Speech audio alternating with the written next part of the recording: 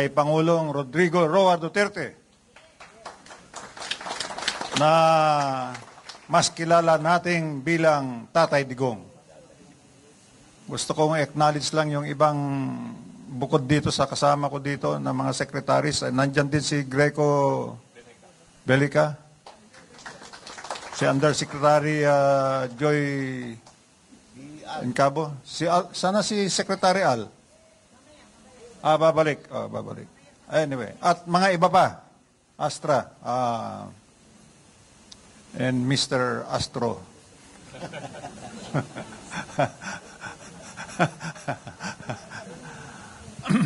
Ako po si General Hermo June Esperon, ang inyong former Commanding General ng Philippine Army, former Chief of Staff of the Armed Forces of the Philippines.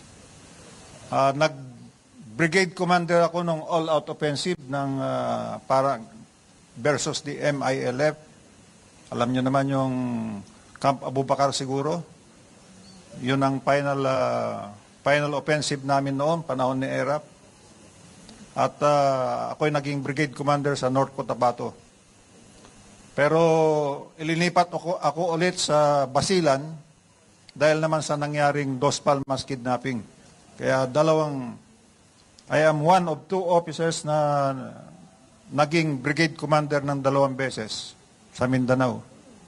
But earlier than that, doon ako nag-platoon leader sa Basilan, company commander sa Hulo, battalion commander sa Agusan. So talagang Mindanao ako. Half Bisaya, half Ilocano, at buong-buong Pilipino. Yan.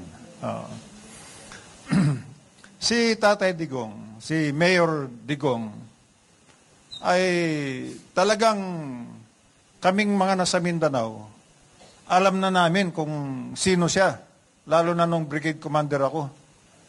Dahil kung mag-operate kami noon, nung all-out offensive, ay talagang tuloy-tuloy yan, buwanan.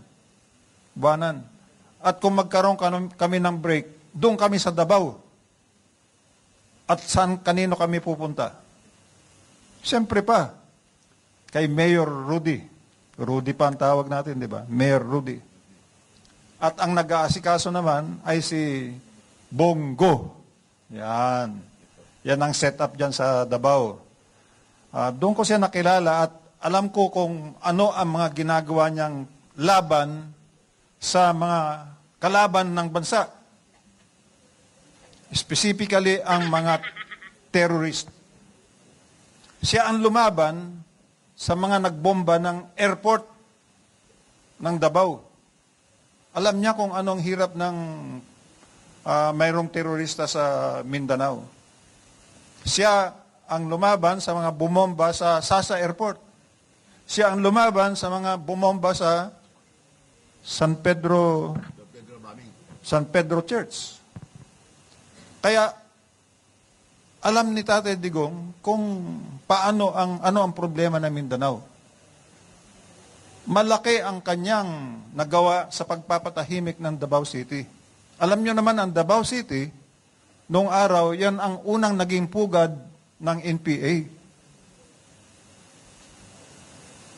Noong una, ang NPA malakas lang doon sa Cagayan, sa Isabela, sa Rebello.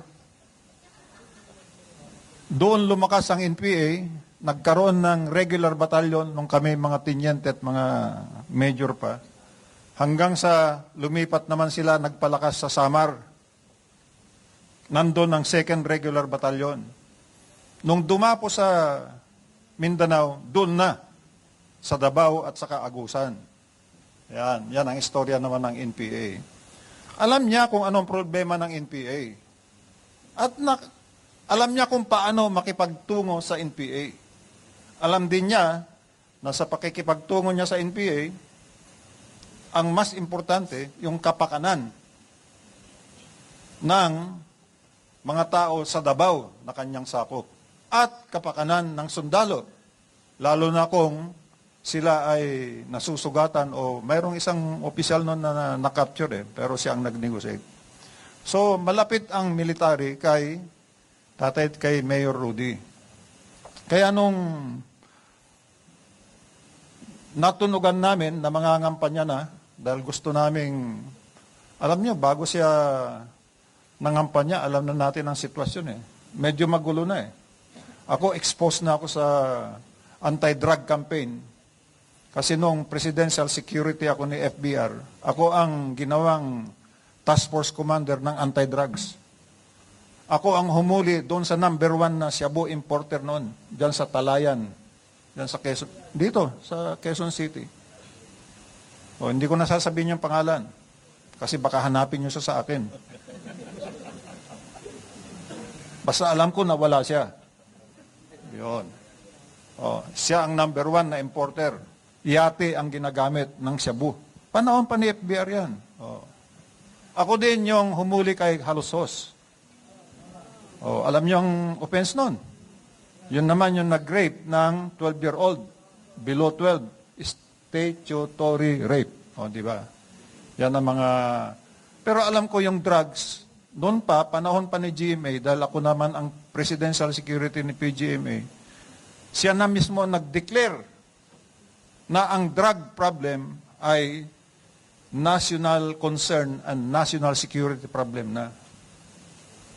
Kaya nararapat lamang na noong umangat na ang Pangulong Duterte, ang kanyang isang kaagad na tinira ay ang drugs. Dahil wala namang ginagawa yung nakaraang administrasyon tungkol sa drugs. Pinabayaan lang.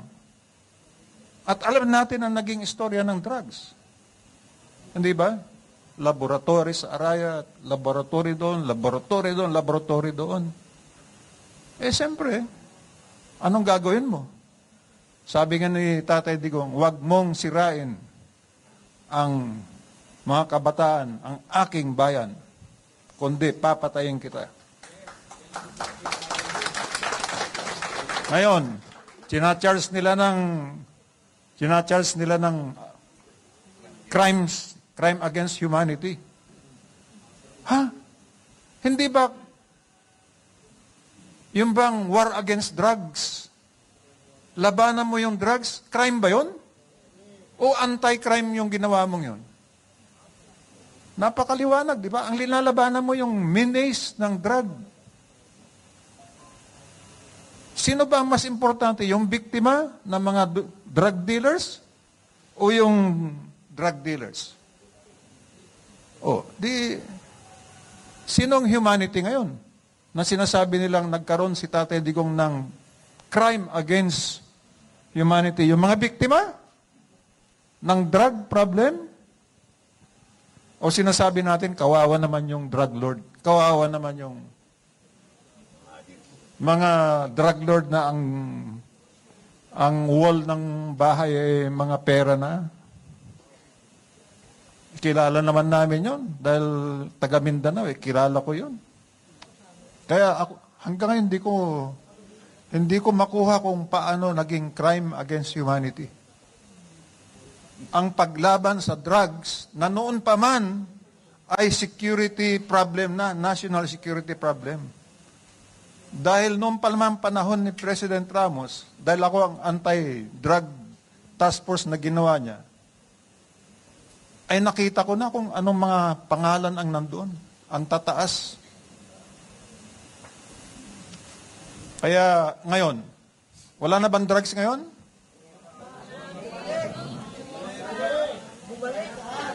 O, hindi ako nagsasabing bumalik.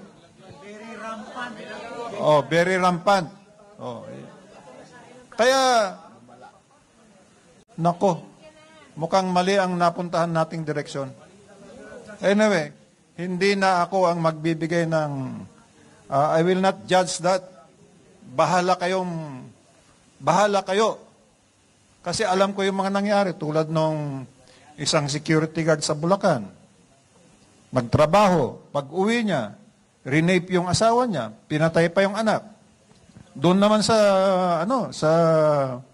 isang barangay sa Taguig, yung nurse namin sa Philippine Air Force, pag-uwi niya, mayroon ng drug addict doon sa bahay. Nakapasok na doon. Pagpasok niya, pinatay siya. Napakaraming incident na kawawa yung naging biktima ng mga naging ng mga adik. Ngayon na parang, bakit kaya pinoprotekta? Alam ko na kailangan, maski na ikaw ay may kasalanan, kriminal ka man o hindi, kailangan mo ang bigyan, you must have your time to defend yourself. Pero paano kung may armas ka? At lumalaban ka na sa pulis? Sasabihin ba ng pulis, teka muna, huwag mo akong barilin, doon na lang tayo sa korte mag-usap. Pwede ba yun? Kailangan ipagtanggol mo ang sarili mo. Hindi ba? At mayroong nga mga namatay. Anyway, hindi ko na matagal na usapan na yung drugs. Iiwanan ko yan dahil ako'y naniniwala na mayroon pa rin mga magtatrabaho against drugs. Dahil maraming drugs na pumapasok. Di ba? Doon sa Zambales, doon sa Ilocos, doon sa Camarines, sa Bicol, kung saan-saan natatagpuan na ngayon ng mga drugs. Linalaglag. So, mayroon pa bang drugs? Wala. Napakadami. Anyway. So, naalala ko, yun lang ang una kong sinabi tungkol sa drugs. Kasi, natatandaan ko nga yung task force commander ng Tukhang, yung author, si Senator Bato. Di ba? Nung chief PNP siya. Bakit siya nag-number 1 na senador sa Metro Manila? Dahil tama yung kanyang ginagawa. Bakit number 3 siya ngayon na senador? Dahil alam ng tao na tama yung kanyang ginawa sa drugs. Di ba? So, mali pala si Tatay Digong. Ambot. Ngayon, punta ako sa ibang topic. As the National Security Advisor for 6 years, ako ang National Task Force Chairman for the West Philippine Sea. Yung West Philippine Sea. Unang punto ko at pinaka-importante, nung panahon ni PRRD, wala tayong nawalang teritoryo. Yung Scarborough, nawala noong 2012. Na-occupy ng China. Pero sa panahon niya, walang nawala. At yung tension with China ay hindi na masyadong tumaas. Kasi matatandaan nyo, ang China doon pa lang sa Luneta, may nangyaring hostage dyan noon Mga namatay na turista. 2011. So, mga simula yun na mga natin sa China. Pagkatapos, tayo naman, hindi ko na ulitin yung istorya ng Scarborough. Kasi, ang nangyari doon, involved pinasukan ni Trillanes, negotiate. Maya-maya sinabi na mag-withdraw na lang pareho, na magkasabay. Nung umalis tayo, hindi naman umalis yung kabila. O di sila naiwanan doon. Di ba? Mishandled. Meron bang ganon na nangyari sa panahon ni Digong? Wala. Gusto nilang kunin yung katabi ng Pag-asa Island na Sandy Cay, pero mayroon tayong tao doon, binabantayan ng National Task Force for West Philippine Sea. Ang National Task Force for West Philippine Sea ay mayroong task group, mas maliit na task force, sa North. Kasama na doon sa kanan pa ng Pilipinas, pati yung Philippine Rice, kasama na yan. North, binabantayan natin yan. Dito naman sa West, nandito ang Palawan. Isang task group pa rin yan. Nahawak o kino-coordinate ng National Task Force for West Philippine Sea na every Tuesday, walang mintis. Kaya nabantayan natin yan. Alam natin kung ilan yung mga militia boats na nandyan. Pero, hindi natin pinapalaki yung problema. Dahil ang relasyon natin sa China ay hindi lang West Philippine Sea. Ay hindi lang tungkol sa West Philippine Sea. Ano pa ang ibang relasyon natin sa China? Obviously, trade. Di ba? Cultural. Dahil ang dami nating Chinese dito eh. Person to person. Turismo. Di ba? Meron tayong iba pang relations with China na hindi mo kailangang sabihin o hindi na kita kaibigan. Dahil ang foreign policy natin, sinasabi nga nila, noon pa simula pa lang, sabi ni Tatay Digong, we are friends to all, enemy to no one. Hindi yung friend kita. Yung isa naman, ayoko sa'yo. Hindi pwede yun. Siyempre, friends tayo sa Amerika. Sinong may kamag-anak sa Amerika? O, kita nyo? Ako, 3 kapatid ko doon. Paano ko aawayan ng Amerika? Hindi ba? Kaibigan ko ang Amerika. Gustong-gusto ko ang Amerika. Pero hindi ko sasabihin, China, ayoko sa'yo. Hindi pwede. Di ba? Kung yung US nga at saka China, nag-uusap tungkol sa trade. Di ba? Dahil sila ang number 1 trade partner ng bawat isa. So, hindi lang West Philippine Sea ang relasyon natin sa China. Kaya timbangin nating mabuti yan. Timbangin natin yan. Ayaw kong sabihin mali yung ginagawa nila ngayon, pero hindi ganon ang ginagawa namin nung panahon ni Digong. Ha? May sasabihin ako sa inyong sikreto. Unang visit namin sa China, 2016. Doon kaagad sinabi ni Digong, Mr. President, we have the ruling of the arbitration. Sinabi niya yon. And we want this to happen, something. Kailangan ipatupad. Sinabi ni Xi Jinping, kung ipepersa mo yan sa akin ngayon, magka-problema tayo. Oh. So sinabi ni Tatay Digong, sige, dito na muna, pero nandito ang arbitration. Saan niya sinabi ulit yung arbitration? Doon sa United Nations. Nagtalumpati siya doon. Ito na ang arbitration ruling. At hindi mo na maaalis ito because this now becomes part of the international law. Di ba, mga abogado tong tatlong to eh. Oh. Di ba? Part of international law which may not be diminished. Nandyan na yan. So nandyan. Ano ngayon kung nandyan? Nandyan ang South China Sea. Meron freedom of navigation beyond your territorial waters. Alam mo ang meron tayo, yung exclusive economic zone, 200 nautical miles.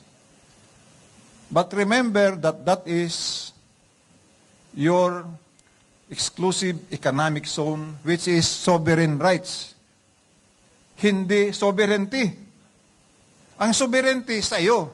Ang sovereign rights, iginawad sa iyo ng United Nations para protektahan mo at para kunin mo yung mga nandyan na isda o mineral o kahit ano pa. Sovereign rights. At pwede mo ring ibahagi sa mga ibang countries. Sharing, i-share mo, pwede. Yan. Hindi yung exclusive economic zone ito, amin to eh. Ang emphasis mo, yung exclusive eh. Hindi. Sovereign rights lang yan. Kaya, ulitin ko, ang relasyon natin sa China ay hindi dapat napapako sa West Philippine Sea. Marami pa tayong ibang magagawa. Ngayon, kung iba ang paniwala ng administrasyon, ay bahala sila kung kaya nilang panindigan. Pero ito ang solusyon ko dyan. Sa West Philippine Sea o sa South China Sea, doon sa loob ng ating exclusive economic zone, ay mayroong 17 isla ang Vietnam. Nandiyan ba saan ba yung aking partner? Yung mapa, nandiyan ba ninyo? Oh, dali mo dito.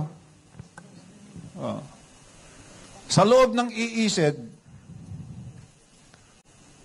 ito, baka hindi rin nyo makita, pero para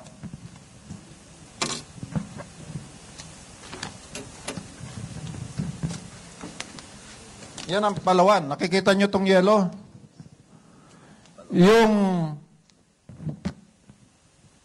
Yung arc na yon, yun ang exclusive economic zone.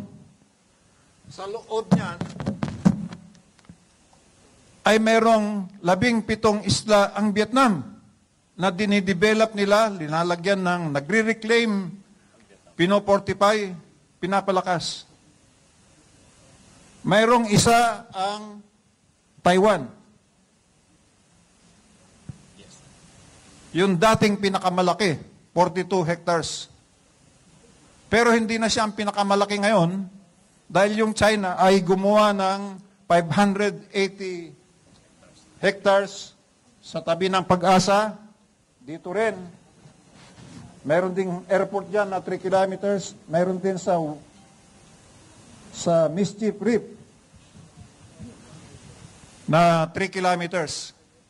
7 ang posisyon ng China ngayon dyan. Yun namang Malaysia ay may 5. So, tanong ko sa inyo, mapapaalis mo ba yung Vietnam? Mapapaalis mo ba yung Malaysia? Mayroon nga silang airport din ng Malaysia. Ang Brunei, mayroong isa. Papaalisin mo ba? Yung Taiwan, papaalisin mo? Yan ang dating pinakamalaki. Bakit tayo naggagalaiti na papaalisin mo yung China? 3 kilometer airstrip yung nagawa na nila doon. Siyempre, didepensa na nila yon. Meron ka bang panglaban doon? Mayroon. Alyansa sa lahat ng naniniwala. India, US, Japan, etc. Pero, pagdating ng araw, paglabanan na, nandiyan ba sila? Kaya, ang solusyon ko dyan, na rekomendasyon, sana may makinig sa akin, yung ating 8 posisyon, 8 isla, at saka isang reef, i-fortify natin. Alam mong ginawa natin sa panahon ni Tatay Digong? Meron tayong airstrip sa Pan, munisipyo yan eh. Pero, naanod na ng tubig. Parang yung mga flood control ba? Di ba? Ay, masamang bad word yata ang flood control dito Pinagawa ni Tatay Digong yun. Kay Art Tugade. Pero yun ang recommendation ng National Task Force on West Philippine Sea at National Security Council. Pinahaba natin yon para pwede na ang C-130 at saka mga fighter aircraft. At gumawa tayo ng covered port para doon dumaong ang mga fishermen. At I saw to it na magkaroon ng lighthouse ang mga isla natin. Ano ang ibig sabihin ng lighthouse? Wala, ilaw, di ba? Guide. Pero may mas matinding symbol 'yon. Pag ikaw naglagay ng lighthouse, sa'yo 'yon. 'Di ba? O simple lang. Naglagay tayo ng desalination machines. O may tubig na ngayon yung mga sundalo nating nakadetachment at saka mga local residents. Ang kulang natin ngayon, kailangan lagyan naman natin ng firing position, fortification, para kung atakin ka man, ay makatayo ka, maidepensa mo ng 3 oras. In 3 hours time, maka-reinforce na tayo. Hindi gaya ngayon na open yung iba pa. Samantalang yung Vietnam, wow, ano na yon? May mga firing position, makakapalang firing position. May helicopter pad. Bakit din natin gawin yon? Keep, fortify, and defend your position. Ganun lang. Pagkatapos, ang suggestion ko, magkaroon tayo ng fishing agreement, lahat ng countries dyan. Di ba? Huwag nating ipagkait yung mga isda dyan sa ating economic zone, dahil yung isda naman ay palangoy-langoy yan, pwede namang palipat-lipat. Pakinabangan natin lahat dapat yan. Second, magkaroon tayo ng marine biology studies dyan. Gawin nating international. Di ba? Yun ang huwag mong dalhin yung mga barkong panggera dyan. Dalhin mo dyan yung mga scientist. Di ba? Yan ang West Philippine Sea. So, palagay ko, maski na abutin tayo ng 100 years, 1,000 years, hindi mo masosolve yan kung ang gusto mo, paalisin yung mga nandyan na iba. Huwag mong angkinin. Huwag mong angkinin. Ngayon, may time pa ba ako? 10 minutes? Babalikan ko yung usapan natin tungkol sa peace talks. Dahil ako naman ay naging secretary, presidential advisor on the peace process. Ako yung nakipag-usap sa MILF. Pag-retire ko ng Chief of Staff, ako yung nakipag-usap sa MILF. Si Rudy Garcia. Ikaw, si General Garcia, na isa ring division commander sa Cotabato noon. Siya ang aking chairman. Ang sa NPA, ang nakikipag-usap diyan sina Nieves Confesor, sina Secretary Bello, yan. Peace process. Biro mo, warrior, nakipaglaban sa MILF. Pero napunta ako sa peace process. Ang ibig sabihin nun, hindi naman ako warrior talaga. Gusto ko peace. Naniniwala ako sa peace. At gusto ko lang sabihin na si Kuya Rudy, Mayor Rudy, Tatay Digong ay naniniwala sa peace agreement. Hindi ba't pagka pasok niya na presidente ay ilang cabinet members ang nagaling sa kaliwa ang naging cabinet? DSWD. Tagiwalo. Lisa Masa, National Anti-Poverty Commission. Bello kasama sa cabinet. No? Bello? Ikaw talaga loko. Sino? Bello kasama. Kasi Aldo Bello.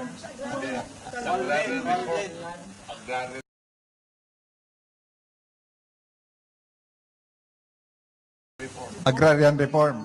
Peter Rosales. Oo, di ba? Kasi gusto niyang kausapin sa peace, dalhin niya sa peace agreement ang CPP-NPA. Ang mahirap, nung inoobserbahan namin, ito namang si DSWD, yung mga dapat na mapunta sa mga displaced persons o mga kailangan ng tulong, napupunta naman yung iba sa NPA.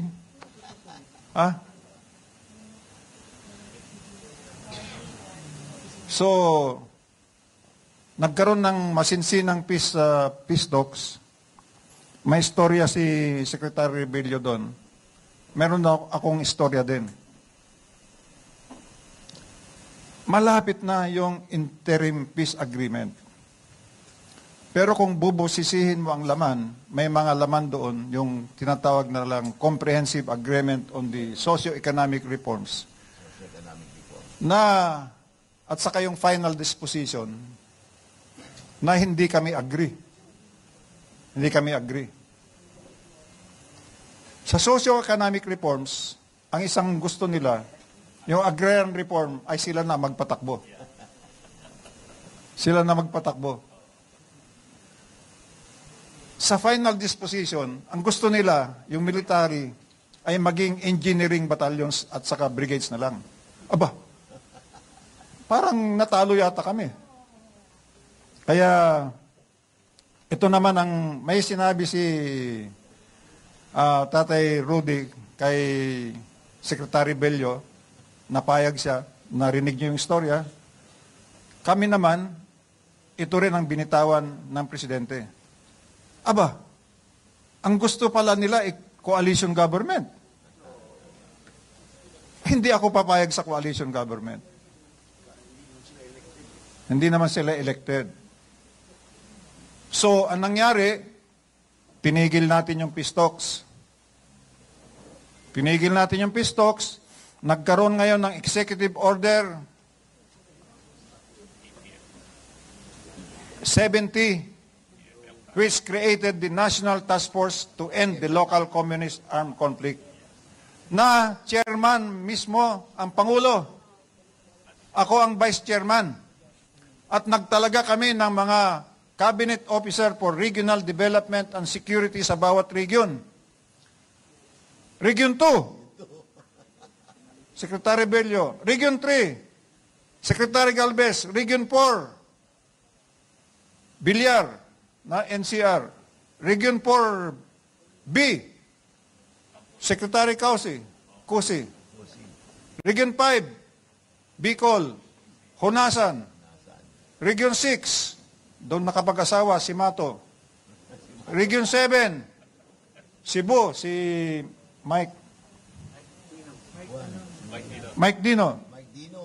Region 8, Samar Leyte, si Ed Rosario, dahil naging division commander siya doon. Region 9, Rolando Bautista, dahil siya ang naging na-assign doon, DSWD. Pero doon siya nag-serve as Army. Region 10, Martin Andanar. Oy, happy birthday, Martin Andanar. Andiyan ba siya? Wala. Region 10, dahil taga Cagayan de Oro siya. Region 11, Davao. Sino nandun? Dominguez, pero pinalitan ni Abisado. Wendell. Region 12, La Peña, dahil doon nakapag-asawa. Region 13, Nograles. ARMM, Lorenzana, dahil doon pinanganak sa Pikit, Cotabato. Region 1, pala ako. Region 1, partner ko. Ako, dahil taga Asinggan, Pangasinan ako eh. Siya, Mangaldan eh. Puso Rubio, Mangaldan. Ewan ko, saan ba ang bahay mo? Tama yan. In other words, totoo yung ginawa namin sa National Task Force. Sa region, may cabinet.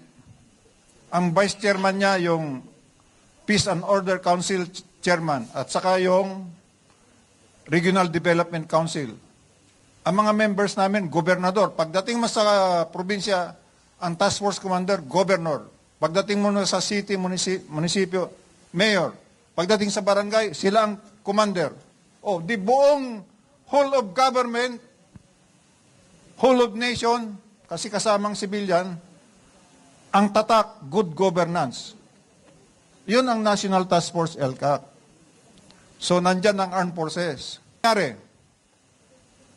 Well, shortcutting ko na. Lahat ng guerrilla fronts, biro mo, na-clear namin ang Davao region, pinakamalakas. Na-clear yan. Na-clear. Region 1, na-clear. Samar, na-clear. Wala na yung mga guerrilla fronts. Nung umalis ako, mayroon pang 8 na hindi pa na-clear.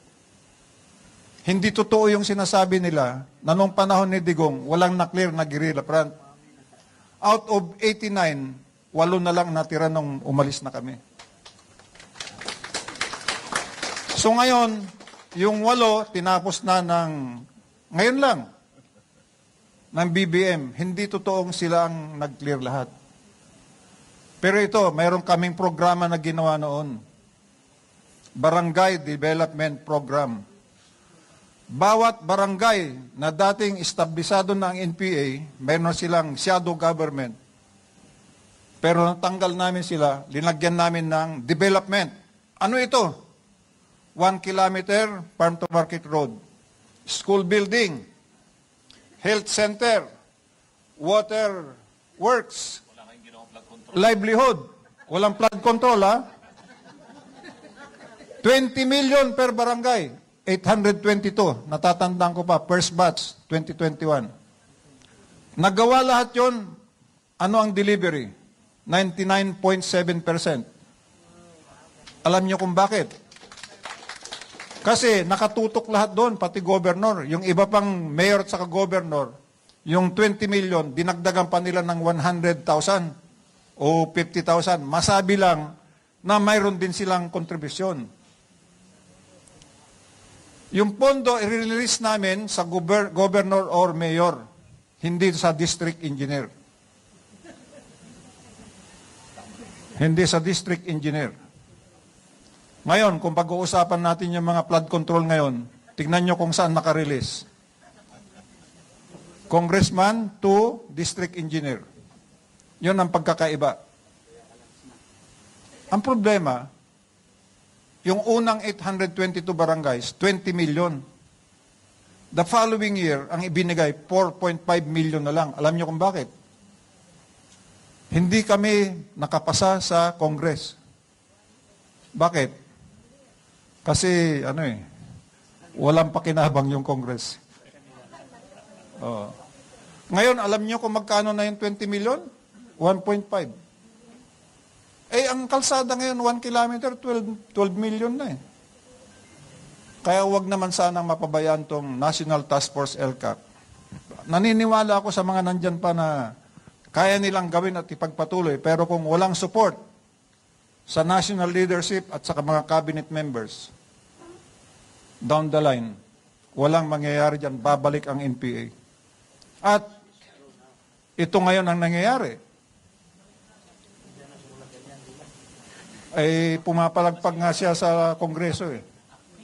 At alam ba ninyo na yung mga nakakulong na Central Committee members ay pinakawalan na naman? 7?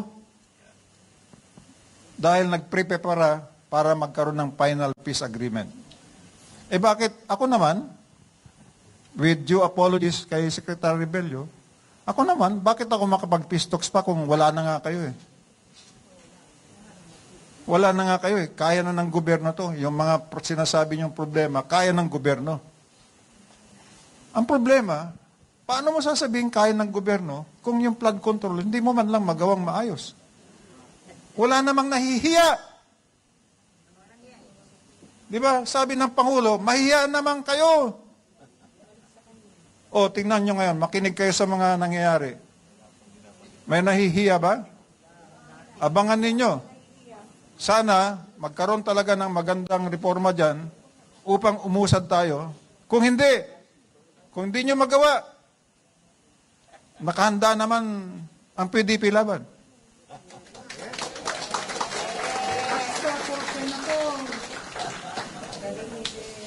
Nakahanda naman kami. Nakasama ninyo. Huwag nyo kaming ituring na kaaway. Huwag nyo kaming ipakulong sa dahig.